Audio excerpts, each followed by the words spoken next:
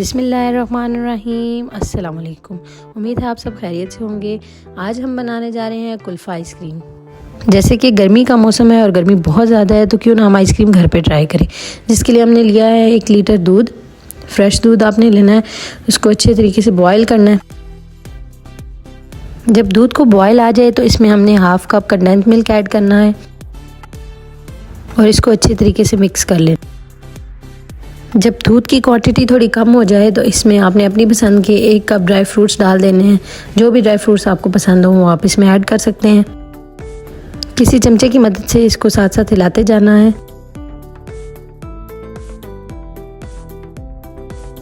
अब हम इसमें 1 कप चीनी ऐड कर लेंगे। साथ साथ इस मिक्सचर को चमचे से हिलाते रहेंगे। दूध की क्वांटिटी अब हाफ़ हो चुकी है। अब हम इसमें ब्रेड ऐड करेंगे। ब्रेड को ऐड करने का तरीका ये है कि उसके चारों कॉर्नर्स को काट के उसको किसी मिक्सर में ग्राइंड कर लें और उसके बाद उसको इसके अंदर ऐड करें। ब्रेड को जो है वो दूध के साथ बिल्कुल अच्छे तरीके से मिक्स करें ताकि गुठलियाँ सी ना बन जाएं।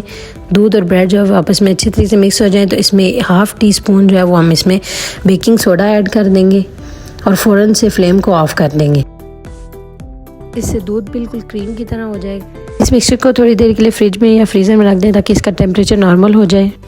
अब हम एक बाउल में 500 ml व्हिप क्रीम लेंगे और उसको अच्छे तरीके से बीट करेंगे। अगर आपके पास व्हिप क्रीम नहीं है तो आप मिल्क पैक की भी क्रीम यूज़ कर सकते हैं, लेकिन उसमें आपको फिर शुगर की थोड़ी सी क्वांटिटी ऐड करनी पड़ेगी।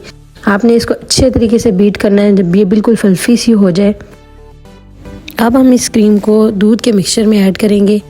बिल्कुल आहिस्ता आहिस्ता हमने इसको ऐड करना है और इसको ऐड करने के बाद किसी स्पैचुला की मदद से हम इसको अच्छे तरीके से मिक्स करेंगे ताकि क्रीम और दूध एक साथ अच्छे तरीके से मिक्स हो जाएं।